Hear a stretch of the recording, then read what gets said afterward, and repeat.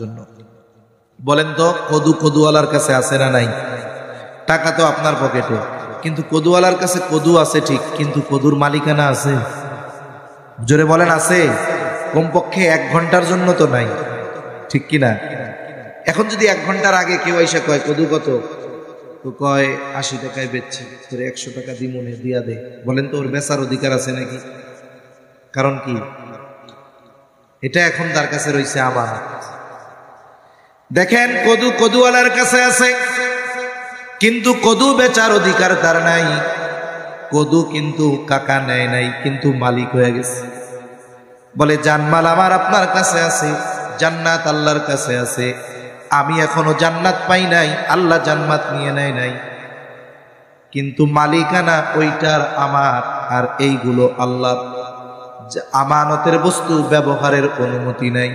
কেউ যদি আমার আপনার কাছে এসে 500 টাকার একটা ছেঁড়া নোট দিয়ে বলে এই টাকাটা আপনার কাছে আমানত, আপনি যদি চিন্তা করেন বাজারের মধ্যে টাকাটা হাতে আসলো, তাজা মাছ উঠছে, এই 500 টাকা দিয়ে মাছটা কিনে নিয়ে যাই, পরে যখন টাকা চাবে নতুন আর একটা টাকা তারে ফেরত দিয়ে দিব, বলে না, হবে না, বরং যেই বস্তুটা আমানত রেখেছে, ছেঁড়া হোক আর ফাটা হোক, ওইটাকেই সংরক্ষণ করতে হবে। এটা হলো আমানতের ক্ষেত্রে মাসালাগুলোর একটা মাসালা, আরো মাসালা আছে। কিন্তু জান্নাত কি আল্লাহ তাআলা ব্যবহার করতেছে নাকি? রাইখা দিছে ঠিক মতো, কিন্তু জানমাল তো আল্লাহর, এটা আমরা ব্যবহার করি কি করি না? আমানতের বস্তু ব্যবহারের অনুমতি ছিল না, কিন্তু আল্লাহ দয়া করে বলে, বান্দা, জানমাল যদিও আমার, কিন্তু আমি তোমাদের ব্যবহার করার অনুমতি দিলাম। বলে এটা এখন আমাদের জন্য হয়ে গেল স্পেশাল নিয়ামত। কিন্তু এই জানমাল নির্দিষ্ট গণ্ডির ভিতরে ব্যবহার করতে হবে। আপনি সম্পদ ব্যয় করেন, দান সাদকা করেন, মানুষকে দেন, মসজিদ বানায় দেন, মাহফিল দেন, আরে প্রয়োজনে আপনার প্রতিবেশী হিন্দু, খাবার নাই, তারে খাবার কিনা দেন, আরে তারে আপনি ঘর নাই, ঘর বানায় দেন, মেয়ের বিবাহ হয় না, আপনি তারে টাকা দেন, হিন্দু অসুস্থ, আপনি তাকে চিকিৎসা করায় দেন, অসুবিধা নাই, তবে পূজার জন্য টাকা চাইলে দেওয়া যাবে? আপনি তারে সব দিতে পারেন, শীতের সময় শীত বস্ত্র কিনে দেন, অসুবিধা নাই, হায়রে নিজে ভালো খান, ভালো পরেন, অসুবিধা নাই। বরং নবীজি তো এক হাদিসের মধ্যে বলেন, পরিবারের জন্য যেটা ব্যয় করা হয় সেটাও সাদকা, তবে অপচয় করা যাবে না, ভালো খান, ভালো পরেন, কোনো সমস্যা নাই।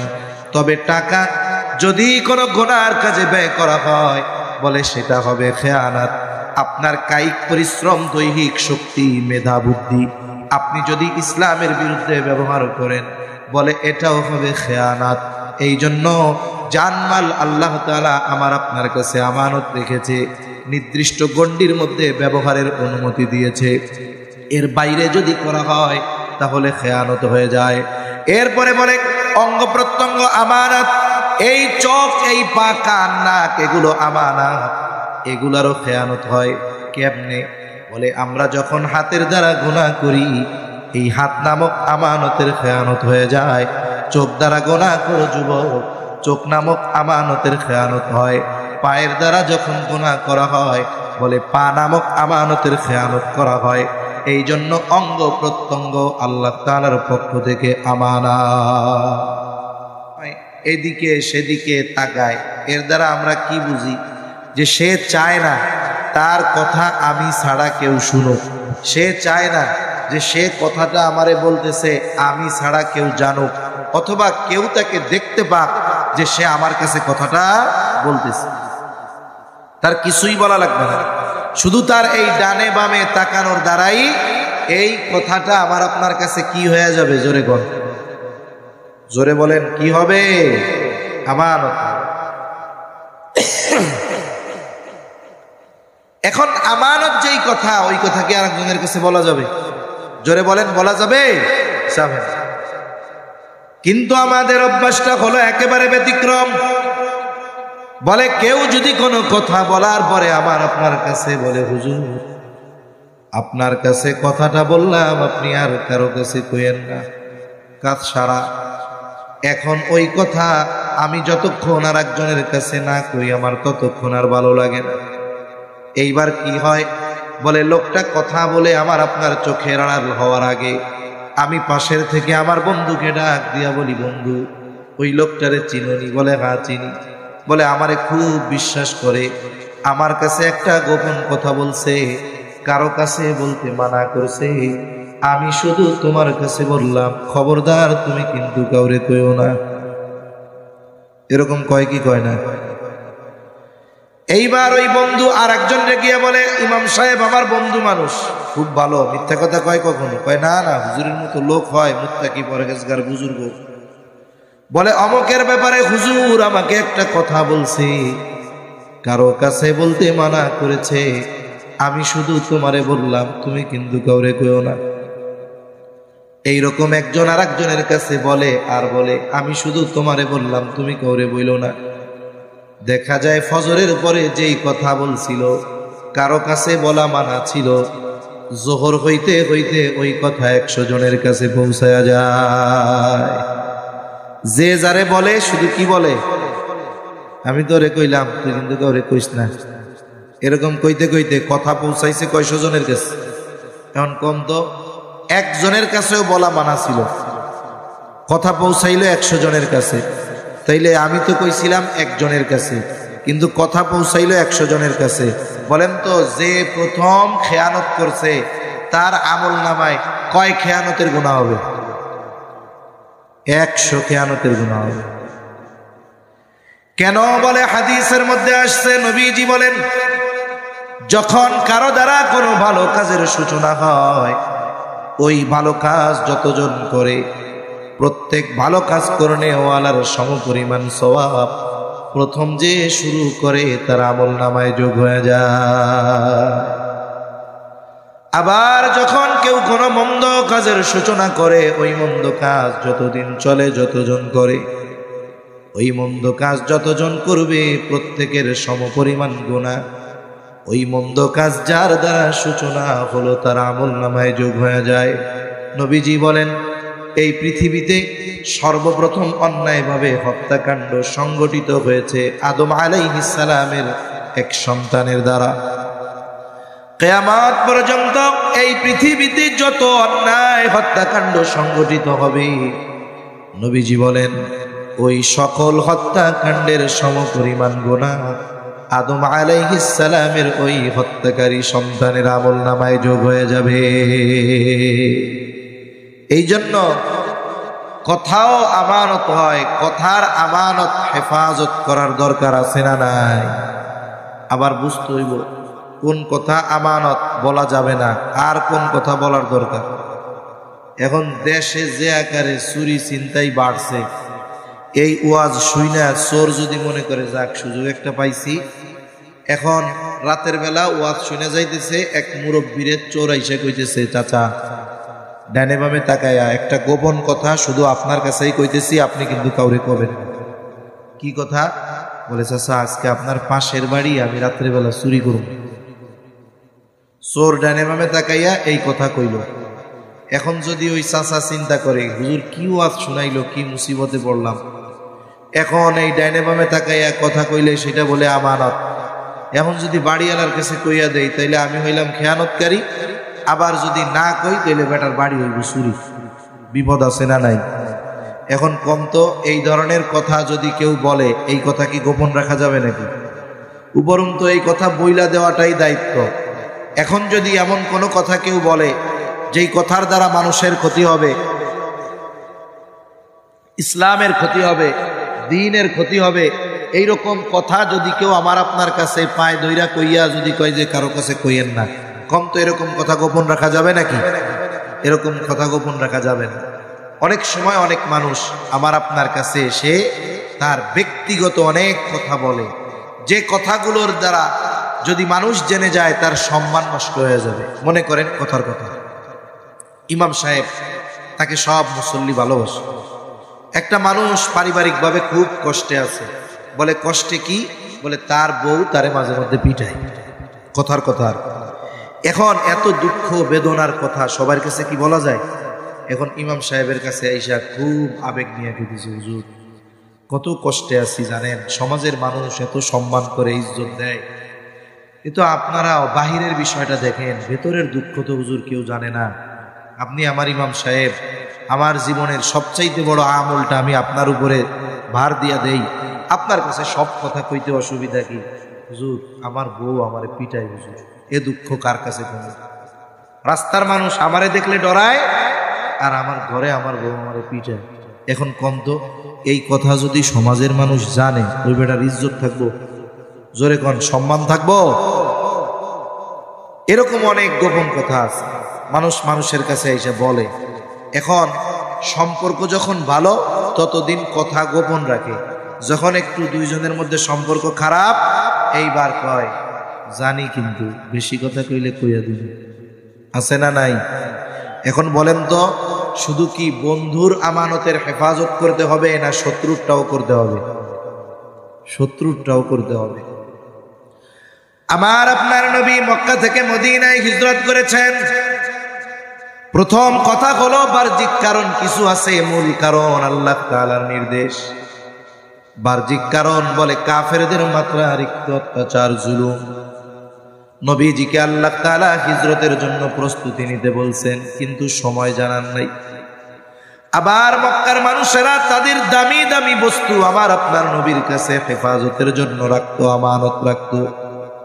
কাফেররা জানতো যদিও মুহাম্মদকে আমরা কষ্ট দেই, কিন্তু মুহাম্মদ আমাদের আমানতের বস্তুর হেফাজত করবে, খেয়ানত করবে না।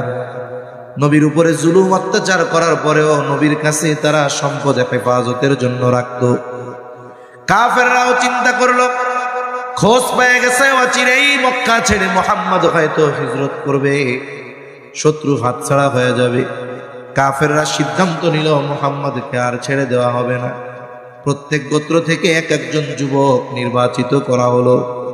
এইবার এই যুবকেরা সম্মিলিতভাবে নবীজির উপরে আক্রমণ করবে, হত্যা করে ফেলবে। আজ রাতেই নবীজির উপরে আক্রমণ হবে। আর আমার আপনার নবীকে আল্লাহ তাআলা জানায় দিলেন, পয়গম্বর আজকে রাতেই আপনার মদিনার সফর শুরু হয়ে যাবে। নবীজি তো কাউরে জানান নাই, শুধু আবু বকর সিদ্দিক রাদিয়াল্লাহু তাআলা আনহু বলছেন যে রেডি থাইকো, অচিরেই হয়তো সফর শুরু হইতে পারে। নবীজির কাছে কাফেরদের যেই আমানত ছিল আস্তে আস্তে নবীজি ফেরত দিয়ে দিচ্ছিলেন সবাইটা। সব যদি একসাথে দিয়ে দিতে যান, ওরাও চিন্তা করবে সবাইটা ফেরত দিয়ে দেয় কা, এলাকা মনে হয় সাইডা চলে যাইব, এজন্য আস্তে আস্তে দিচ্ছিলেন। ওই যে আল্লাহর নির্দেশ যখন আসছে, তখনও নবীর কাছে কাফেরদের কিছু বস্তু আমানত ছিল। কাফেররা রাতের বেলা আমার আপনার নবীর ঘর চারদিক দিয়ে ঘিরে ফেলছে হত্যা করার জন্য। আর নবীজি ঘরের মধ্যে হযরত আলী রাদিয়াল্লাহু তাআলা আনহুকে আনছেন। কাফেররা হত্যা করবে, নবী হিজরতের সফর শুরু করবে। হযরত আলীকে কেন রাইখা গেছেন ঘরে? যে নবীর কাছে তখনও কাফেরদের কিছু আমানত ছিল। আলী রাদিয়াল্লাহু তাআলা আনহুকে নির্দেশ দিলেন, আলী কাফেরদের সম্পদ যথাযথভাবে প্রত্যেক বস্তু তার মালিকের কাছে পৌঁছায়া দিবা, এরপরে তুমি মদিনার উদ্দেশ্যে সফর শুরু করবা। চিন্তা করে দেখেন, কাফেররা হত্যা করার জন্য নবীর ঘর চারদিক দিয়ে ঘিরে রাখছে। যারা নবীকে হত্যা করতে এসেছে, নবী তাদের মাল যথাযথভাবে তাদের কাছে পৌঁছানোর ব্যবস্থা না করে হিজরত শুরু করেন না। আমরা হইলে কি করতাম? চিন্তা করতাম, যাদের কারণে দেশ ছাড়া লাগতেছে, যারা আমারে মেরে ফেলতে চায়, ওদের সম্পদ ফেরত দেওয়া কি দরকার? নিজে মুফতি সাহেব হইয়া ফতোয়া দিয়া, নিজে মন গড়া ফতোয়া দিয়া ওই সম্পদের মালিক নিজেরে বানাইয়া বলতাম এগুলো নিয়ে যাওয়া যায় যাচ্ছে, ঠিক কিনা কর? অথচ শত্রুর আমানতের বস্তু তার কাছে ফিরিয়ে দেওয়ার ব্যবস্থা না করা পর্যন্ত আমার আপনার নবী হিজরত শুরু করেন নাই। সুবহানাল্লাহ। আমরা সেই নবীর উম্মত, মনে রাখতে হবে শত্রুর আমানতের হেফাজত আমরা করব, শত্রুর সাথেও কোনো খেয়ানত করব। তাহলে 1 নাম্বার লেনদেনের মধ্যে আমানতদারিতা অর্জন করতে হবে। 2 নাম্বার কথাও আমানত হয়। 3 নাম্বার দায়িত্ব আমানত। আল্লাহ তাআলা এই আয়াতে মূলত দায়িত্বের কথা বলেছেন। দায়িত্বটাকে এখন তো আমানত মনে করা হয় না, বরং দায়িত্ব পাইলে এটারে গনিমত মনে করা হয়। এমন এক জামানা অতিবাহিত হয়ে গেছে যখন মানুষ দায়িত্ব নিতে চাইতো না, জোর করে দায়িত্ব দেওয়া যাইত না। আর এখনকার মানুষ দায়িত্ব নেওয়ার জন্য প্রতিযোগিতা করে। দায়িত্ব নেওয়ার প্রতিযোগিতা আছে না নাই? আরে চেয়ারম্যানই ইলেকশন হবে এক ইউনিয়নে, ক্যান্ডিডেট 30 জন, সবাই চেয়ারম্যান পদপ্রার্থী। এখন মনে করেন নির্দিষ্ট এক দলের মার্কার উপরে নির্বাচন হবে। এক এলাকায় এক চেয়ারম্যান ওই মার্কা পাওয়ার জন্য খরচ করছে 3 কোটি টাকার উপরে। মার্কা পাওয়ার জন্য উপরের নেতাদের বকশিস ঘুষ দিছে কয় কোটি টাকা। এবার পোস্টার ছাপাইছে নির্বাচনের আগে যে এত নং ইউনিয়ন পরিষদের আসন্ন ইউনিয়ন পরিষদ নির্বাচনে চেয়ারম্যান পদপ্রার্থী অমুক ভাইকে তমুক মার্কায় ভোট দিয়ে অত্র ইউনিয়নবাসীর সেবা করার সুযোগ দান করুন। এরকম লেখে কি লেখে না? এখন বলেন তো, যেই লোক 3 কোটি টাকা ঘুষ দিয়ে মার্কা কিনতে পারে, ওই লোকের জনগণের সেবা করার জন্য চেয়ারম্যান হওয়া লাগবে? ওর তো টাকাই আছে, টাকা পয়সা তোর আছে, এটা দিয়ে সেবা কর। তার মানে এই দায়িত্বের মধ্যে কিছু মধু আছে, মজা আছে, এই জন্য দায়িত্ব নিতে চায়, ঠিক কিনা বলেন? এই করোনাকালীন সময় ইংল্যান্ডের প্রধানমন্ত্রী, কোন দেশের প্রধানমন্ত্রী জোরে কন? ইংল্যান্ডের প্রধানমন্ত্রী, ওর নাম কি ক্যামেরন জানি, ও বলতেছে যে আমি প্রধানমন্ত্রীর পদ ছেড়ে দিব। কেন? বলে এই প্রধানমন্ত্রীর দায়িত্ব পালন করতে গিয়ে আমি আমার সংসার চালাইতে পারতেছি না। আরে বেটা কয় কি বলদের বলো? ও বলে প্রধানমন্ত্রী হয়ে সংসার চালাইতে পারতেছে না। আর আমাদের দেশের কেউ যদি কোনো মতে মেম্বার হইতে পারে, ফকিন্নির পোলাও যদি মেম্বার হয়, ও 5 বছর মেম্বার থাকলে জুতা পায়ে দেওয়ার টাকাও যদি না থাকতো, 5 বছর পরে ও 5 তলা বাড়ির মালিক হয়ে যায়, ঠিক কিনা কন? আর ওই দেশ যুক্তরাজ্যের প্রধানমন্ত্রী বলতেছে যে আমি প্রধানমন্ত্রীর দায়িত্ব ছেড়ে দিব। কেন? বলে আমি আমার ব্যবসা বাণিজ্য অন্যান্য কাজবাজ চাকরি বাকরি বাদ দিয়ে এই দায়িত্ব নিছি, এইখানে আমার যে ভাতা দেওয়া হয় এ দিয়ে আমার সংসার চলে না। আর আমাদের দেশের মেম্বার হইতে পারলে ওর আর পেছনে ফিরে তাকানো লাগে না, ঠিক কিনা বলে? অবস্থাটা কি চিন্তা করেন? এই দেশে দায়িত্ব নিতে পারলেই তো কাম সারা। আর যদি চেয়ারম্যান হইতে পারে তাইলে ওর কি কামাই, চিন্তা করে দেখছেন? অথচ অতীতের মানুষকে জোর করে দায়িত্ব দেওয়া যায় নাই। আমাদের ইমাম আজম আবু হানিফা রাহমাতুল্লাহি আলাইহি, খলিফা মনসুরের সাথে রাস্তার মধ্যে দেখা হয়ে গেছে বাজারে। খলিফা মনসুর ইমাম আবু হানিফাকে বলে, ইমাম, প্রধান বিচারকের দায়িত্বের চেয়ার খালি, আপনি প্রধান কাজী প্রধান বিচারকের দায়িত্ব নেন। কত বড় অফার, কত বড় প্রস্তাব! ইমাম আবু হানিফা সাথে সাথে খলিফারে বলে, এই দায়িত্ব আমি নিতে পারবো না। খলিফার মেজাজ গরম হয়ে গেল। এত বড় দায়িত্বের প্রস্তাব দিলাম, মুখের উপরে প্রস্তাব ফিরাইয়া দিল। হাতের মধ্যে ছিল চাবুক, চাবুকটা দিয়া ইমাম আবু হানিফার গায়ে মারছে এক বাড়ি। ক্ষমতার একটা পাওয়ার আছে, দায়িত্বের একটা পাওয়ার আছে, পোশাকের একটা পাওয়ার আছে, ঠিক কিনা বলে? পোশাক পরে কেউ জনগণের সেবক হয়, কেউ জালেম হয়, ঠিক কিনা বলে? কেউ দায়িত্ব নিয়ে জনগণের সেবক হয় আর কেউ জালেম হয়। খলিফা মনসুর, খলিফা, তার একটা প্রভাব সহ্য হয় নাই, মুখের উপরে প্রস্তাব ফিরাইয়া দিল। এই জন্য চাবুক দিয়া বাড়ি মেরে দিছে।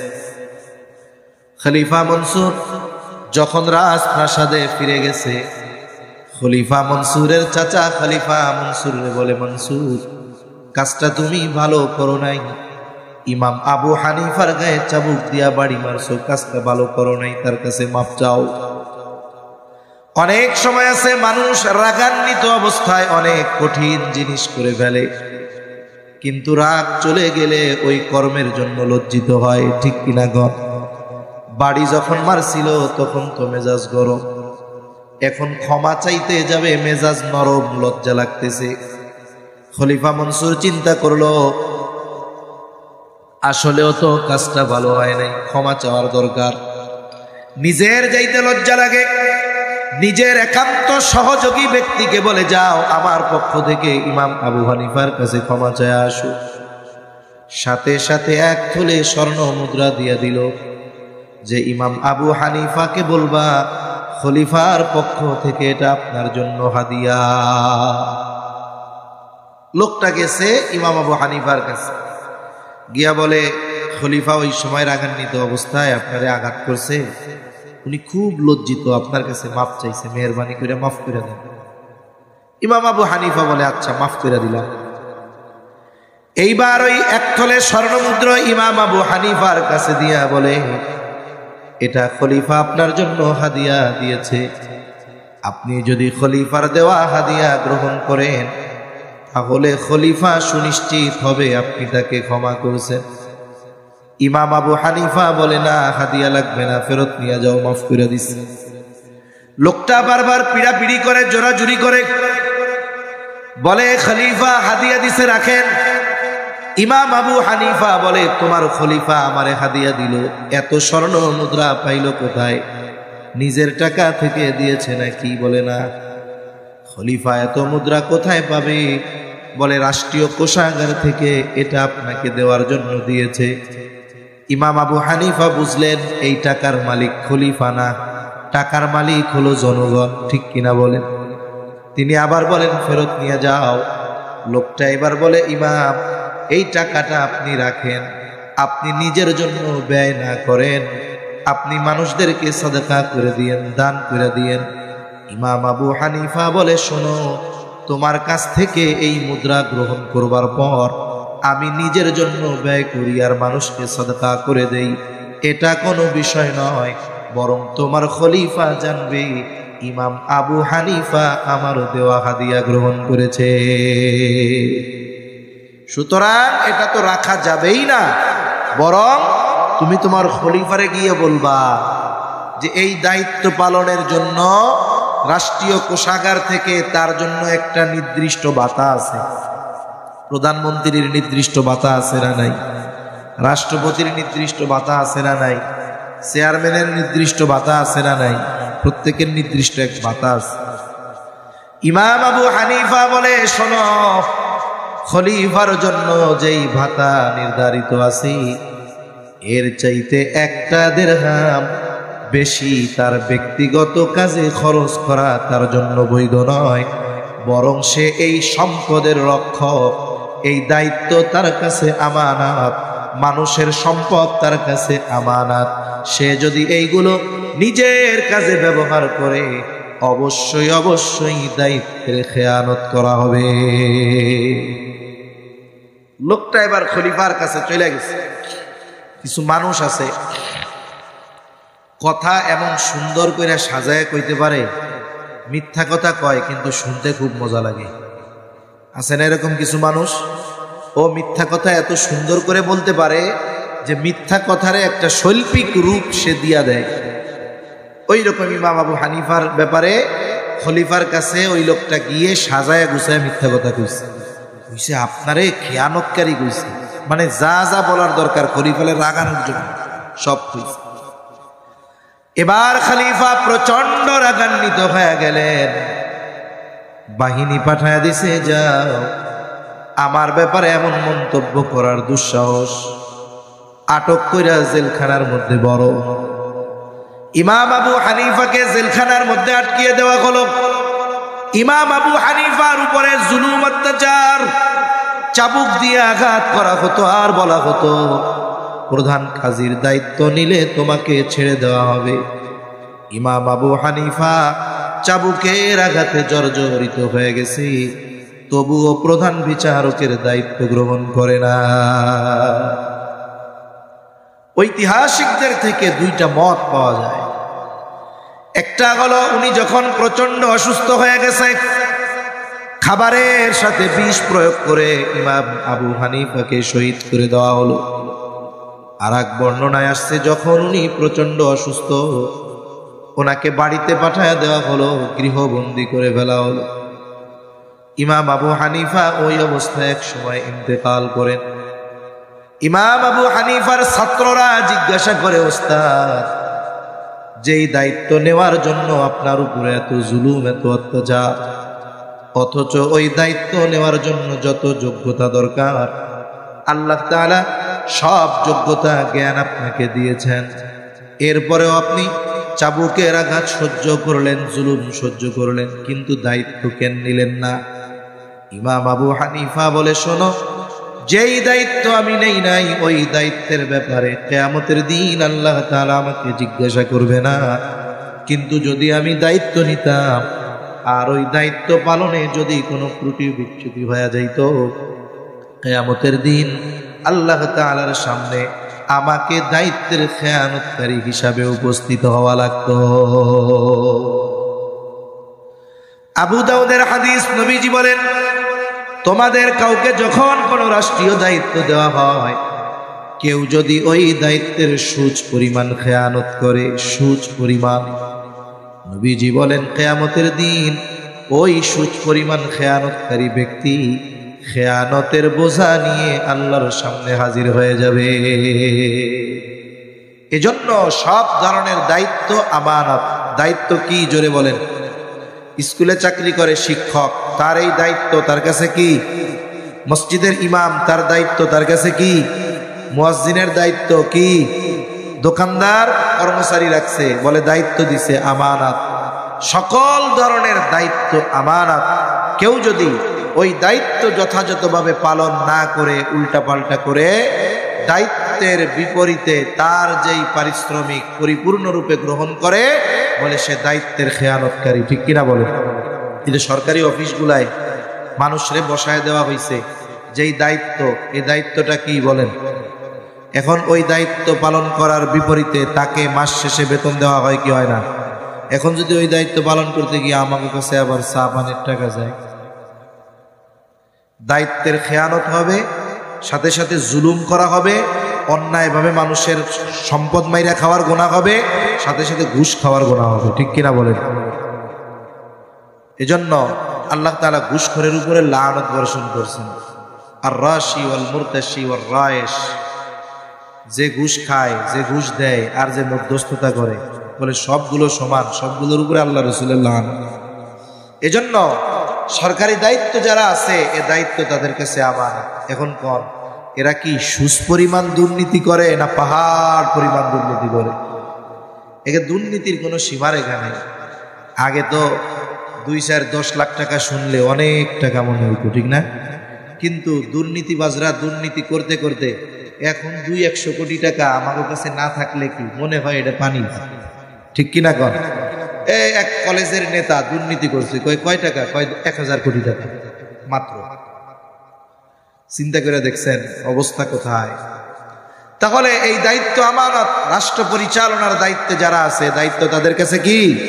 আমানত। মনে রাখতে হবে, দায়িত্ব যত বড় হয়, ওই বড় দায়িত্বের জায়গায় ছোট ভুলটা তত বড় হয়। ঠিক কিনা কন? একটা উদাহরণ দেই। মনে করেন এক এলাকায় এক মেম্বারের কাছে গম আসছে, 100 মানুষের গম। কয়শো মানুষের গম? সব এক জায়গা রাখছে, এখনো কাউরে দেওয়া হয় নাই।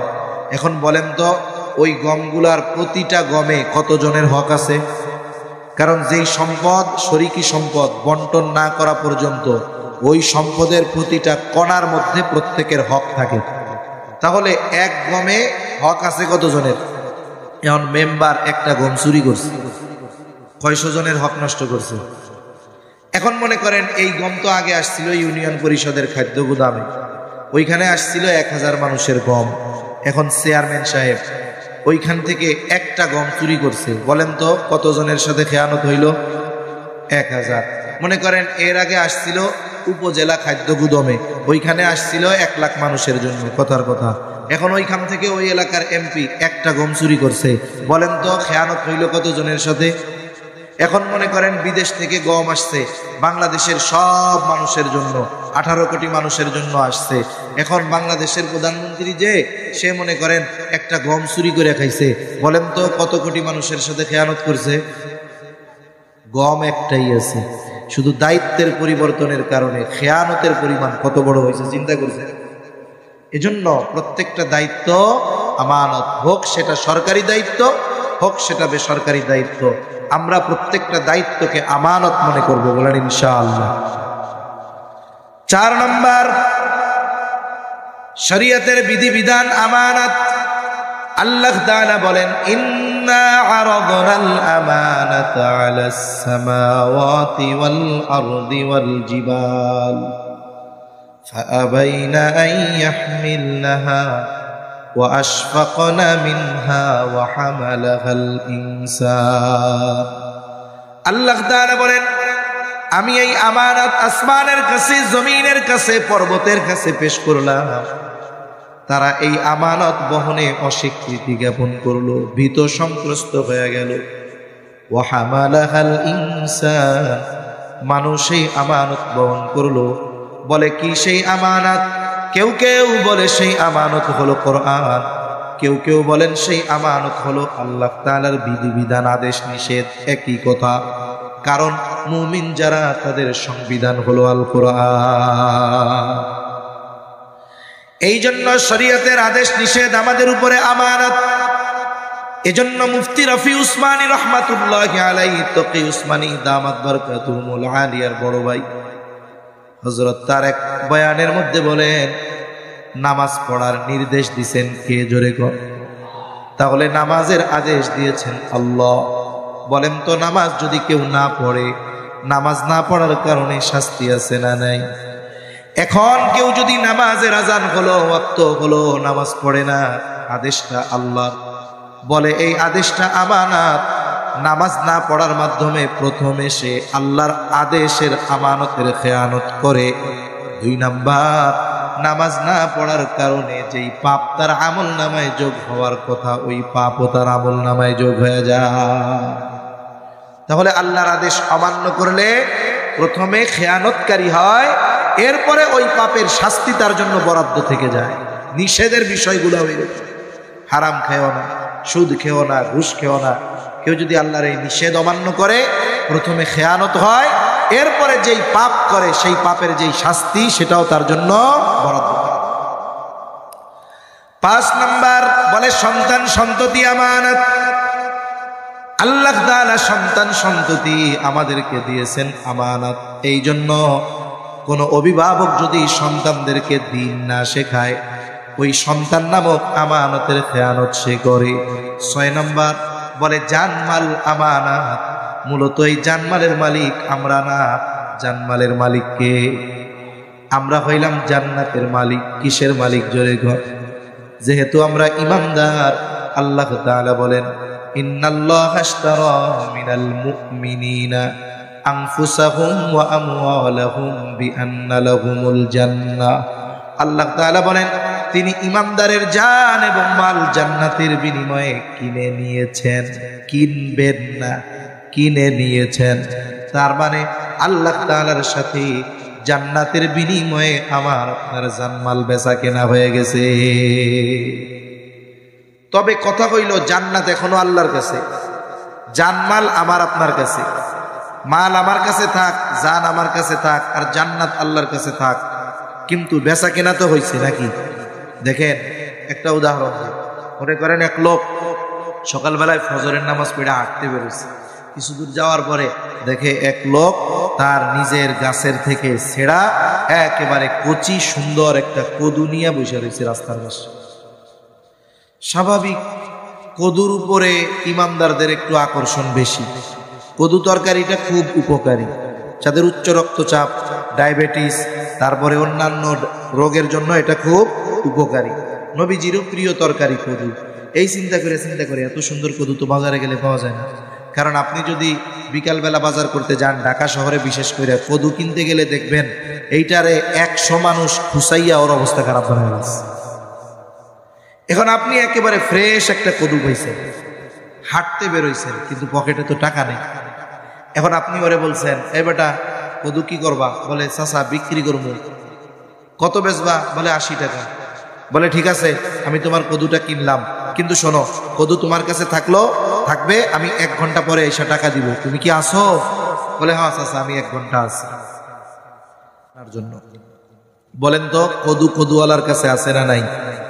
টাকা তো আপনার পকেটে, কিন্তু কদুওয়ালার কাছে কদু আছে ঠিক, কিন্তু কদুর মালিকানা আছে? জোরে বলেন আছে? কমপক্ষে 1 ঘন্টার জন্য তো নাই, ঠিক কিনা? এখন যদি 1 ঘন্টার আগে কেউ এসে কয় কদু কত, তো কয় 80 টাকায় বেচছে, তোর 100 টাকা দিমনে দিয়া দে, বলেন তো ওর বেচার অধিকার আছে নাকি? কারণ কি, এটা এখন তার কাছে রয়েছে আমানত। দেখেন কদু কদুওয়ালার কাছে আছে, কিন্তু কদু বেচার অধিকার তার নাই। কদু কিন্তু কাকা নেয় নাই, কিন্তু মালিক হয়ে গেছে।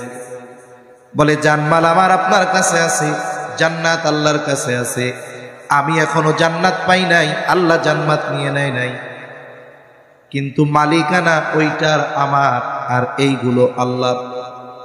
আমানতের বস্তু ব্যবহারের অনুমতি নাই। কেউ যদি আমার আপনার কাছে এসে 500 টাকার একটা ছেঁড়া নোট দিয়ে বলে এই টাকাটা আপনার কাছে আমানত, আপনি যদি চিন্তা করেন বাজারের মধ্যে টাকাটা হাতে আসলো, তাজা মাছ উঠছে, এই 500 টাকা দিয়ে মাছটা কিনে নিয়ে যাই, পরে যখন টাকা চাবে নতুন আর একটা টাকা তারে ফেরত দিয়ে দিব, বলে না, হবে না, বরং যেই বস্তুটা আমানত রেখেছে, ছেঁড়া হোক আর ফাটা হোক, ওইটাকেই সংরক্ষণ করতে হবে। এটা হলো আমানতের ক্ষেত্রে মাসালাগুলোর একটা মাসালা, আরো মাসালা আছে। কিন্তু জান্নাত কি আল্লাহ তাআলা ব্যবহার করতেছে নাকি? রাইখা দিছে ঠিক মতো। কিন্তু জানমাল তো আল্লাহর, এটা আমরা ব্যবহার করি কি করি না?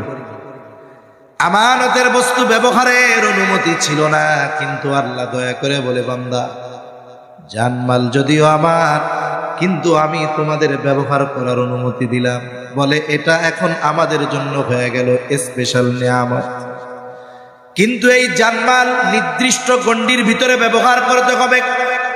আপনি সম্পদ ব্যয় করেন, দান সাদকা করেন, মানুষকে দেন, মসজিদ বানায় দেন, মাহফিল দেন, আরে প্রয়োজনে আপনার প্রতিবেশী হিন্দু, খাবার নাই তারে খাবার কিনা দেন, আরে তারে আপনি ঘর নাই ঘর বানায় দেন, মেয়ের বিবাহ হয় না আপনি তারে টাকা দেন, হিন্দু অসুস্থ আপনি তাকে চিকিৎসা করায় দেন, অসুবিধা নাই। তবে পূজার জন্য টাকা চাইলে দেওয়া যাবে?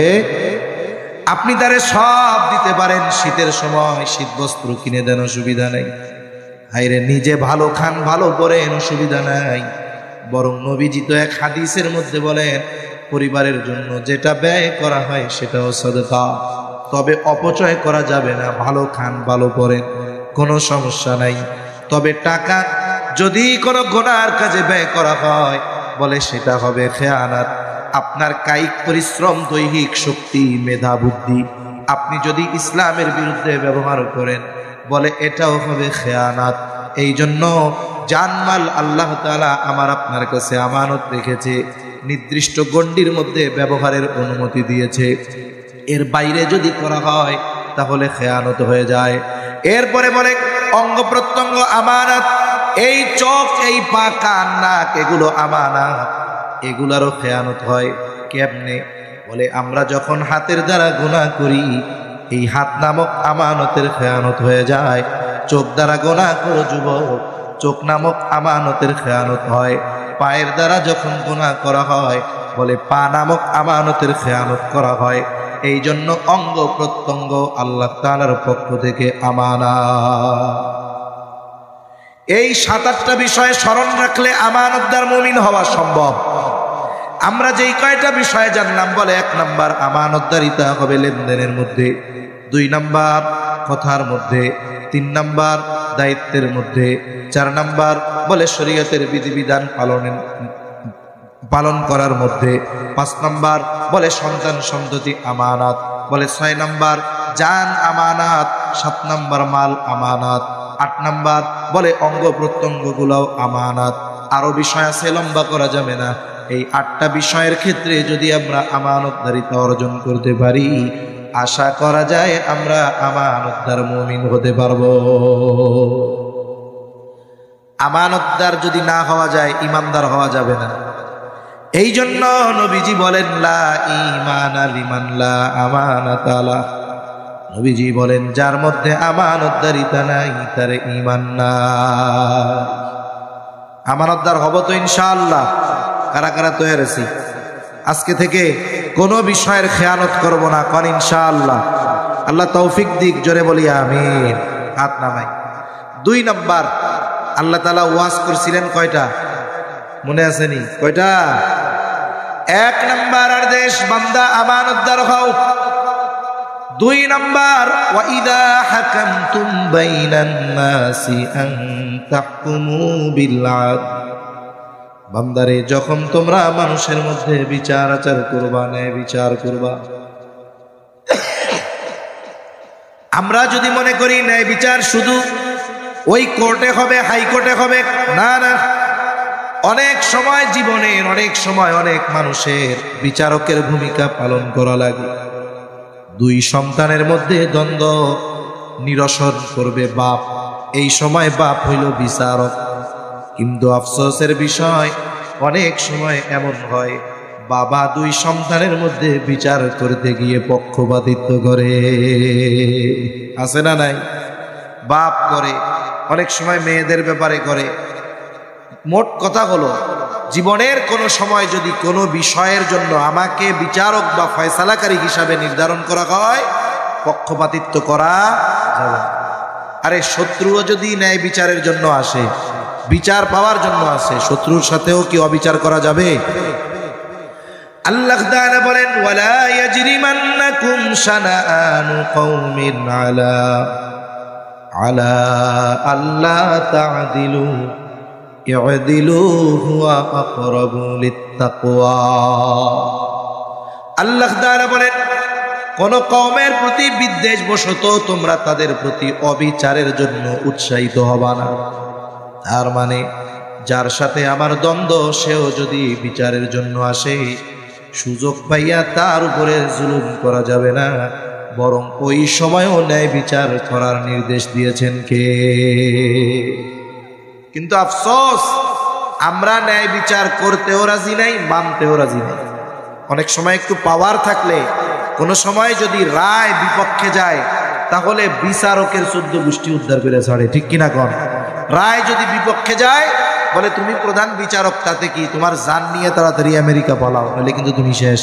ঠিক কিনা বলেন?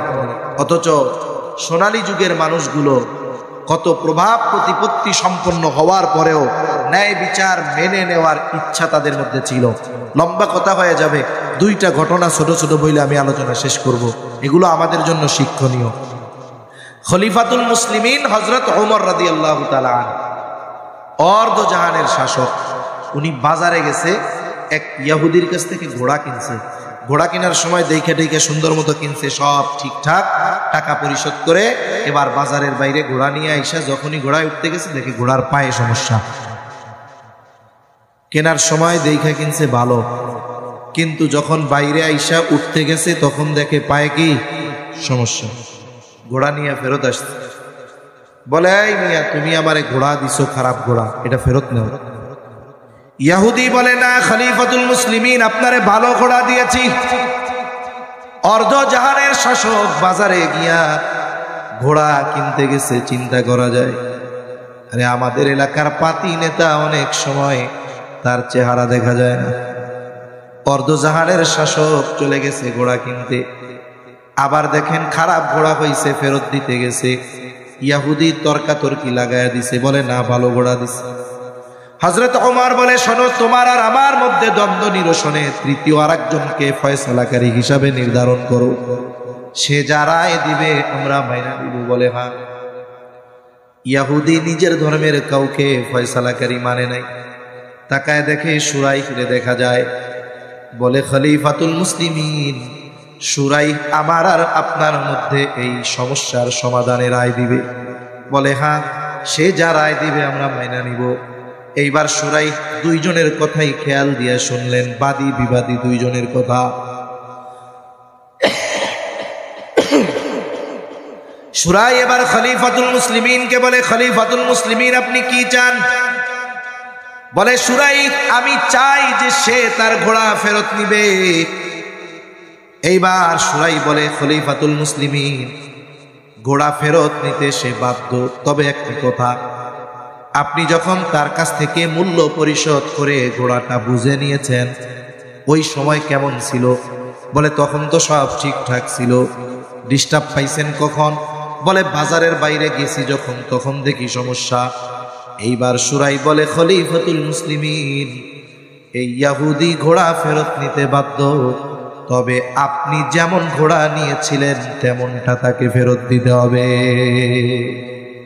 কারণ আপনি বলছেন তার কাছ থেকে যখন ঘোড়া বুঝা নিছেন তখন কি ছিল? ভালো ছিল, খারাপ হয়েছে বাজারের বাইরে গিয়া। এখন বলেন তো, এই যে শুরাই রায় দিল, রায় কি খলিফার পক্ষে না বিপক্ষে? আমাগো দেশে যদি খলিফা বা প্রধানমন্ত্রীর বিপক্ষে রায় যাইত, বিচারক শেষ, ও আদালতের থেকে আর বাড়ি যাইতে পারত না। খলিফাতুল মুসলিমিন একটু চুপ হয়ে গেলেন, পর মুহূর্তেই বলতেছে, হ্যাঁ শুরাই, এটাই ন্যায় বিচার। রায় খলিফার বিপক্ষে গেছে, মেনে নিয়েছে, বলে এটাই ন্যায় বিচার। শুরাই ন্যায় বিচারের পুরস্কার কি পায়? খলিফাতুল মুসলিমিন বলে, শুরাই কুফার প্রধান, কাজীর দায়িত্ব খালি, চেয়ার খালি, যাও আমি তোমারে নিয়োগ দিয়া দিলাম, আজকে থেকে তুমি কুফার প্রধান বিচারকের দায়িত্ব পালন করবা। রায় দিছে, খলিফার বিপক্ষে গেছে, প্রমোশন পাইছে, কুফার প্রধান বিচারক। দীর্ঘকাল ব্যাপী এই দায়িত্ব সুনামের সাথে পালন করেছে কাজী শুরাই। ওমর রাদিয়াল্লাহু তাআলা আনহুর সময়, ওসমান রাদিয়াল্লাহু তাআলা আনহুর সময়, আলী রাদিয়াল্লাহু তাআলা আনহুর সময়, মুআবিয়া রাদিয়াল্লাহু তাআলা আনহুর সময় কাল পর্যন্ত নিষ্ঠার সাথে এই দায়িত্ব কাজী শুরাই পালন করেছে। এবার আসেন সর্বশেষ হাদিসের একটা ঘটনা বইলে আলোচনা শেষ করি। নবীজি সাল্লাল্লাহু আলাইহি ওয়াসাল্লামের কাছে এক মহিলার বিচার নিয়ে আসা হয়েছে। মহিলা চুরি করছে, এখন এই চোরের হাত কেটে দেওয়া হবে। কি কাটা হবে? জোরে বলেন। হাত কাটা হবে। মহিলা কুরাইশ বংশের। কোন বংশের? কুরাইশ বংশের। এখন নবীজি হুজরার ভিতরে, সাহাবায়ে কেরাম চিন্তা করে, নবীর বংশের মহিলা, তার হাত কাটা হবে, এটা তো মান সম্মানের ব্যাপার।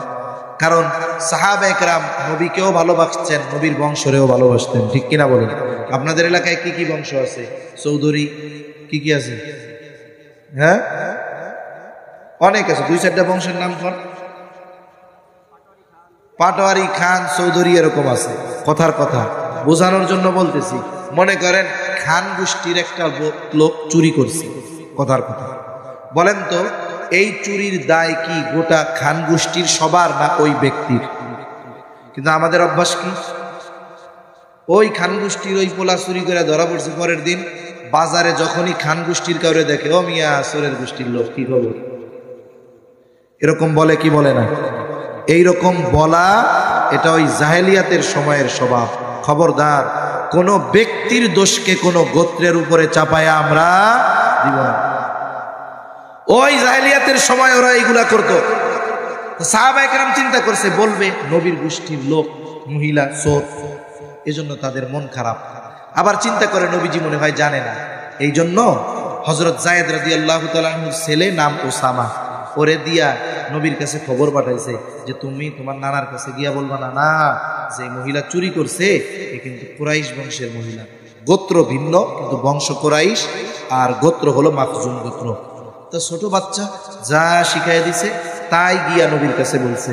নবীজি বুঝতে পারছে এই কথাও নিজের থেকে বলে নাই, নিশ্চয়ই ওকে কেউ শিখাইয়া দিছে, ঠিক কিনা বলেন?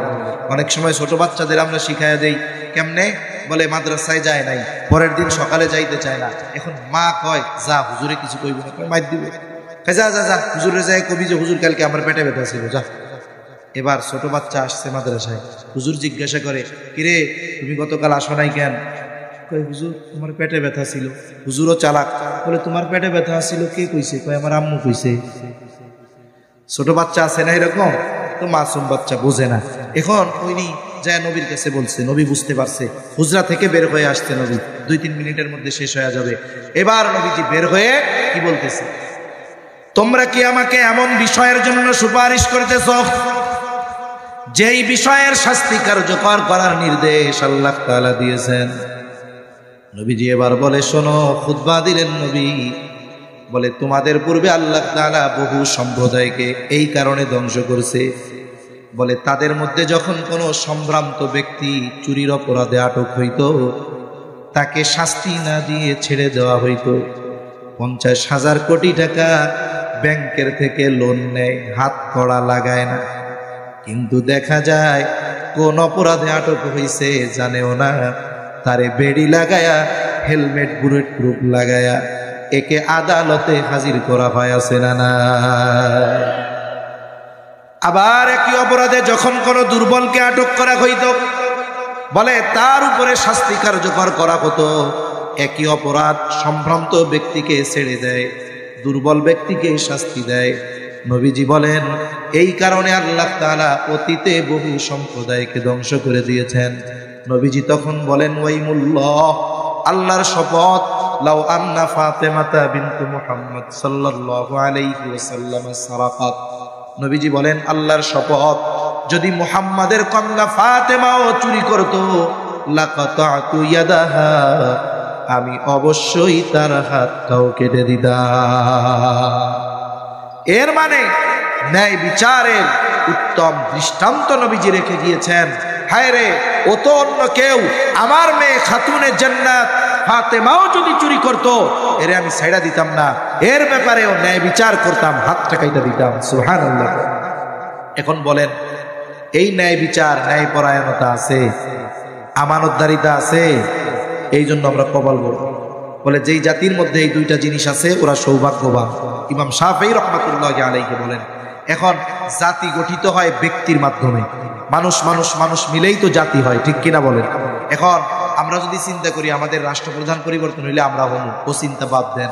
আমাদের আজকের প্রতিজ্ঞা, আমরা এখন থেকে আমানতদার হব, ন্যায় পরায়ণ হব, জোরে কোন ইনশাআল্লাহ। এই দুইটা ওয়াজ করেছেন কে? আল্লাহ তাআলা এবার বলেন ইন্নাল্লাহা নি'ম্মা ইয়া'iদুকুম বিহি। এই দুইটা ওয়াজ কইরা আল্লাহ নিজে বলেন, নিশ্চয়ই আল্লাহ কতই না সুন্দর ওয়াজ তোমাদের করলেন।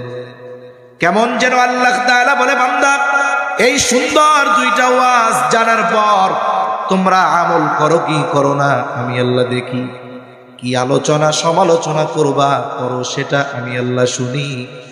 আল্লাহ তাআলা কেন শুনে, কেন জানে, কেন দেখে?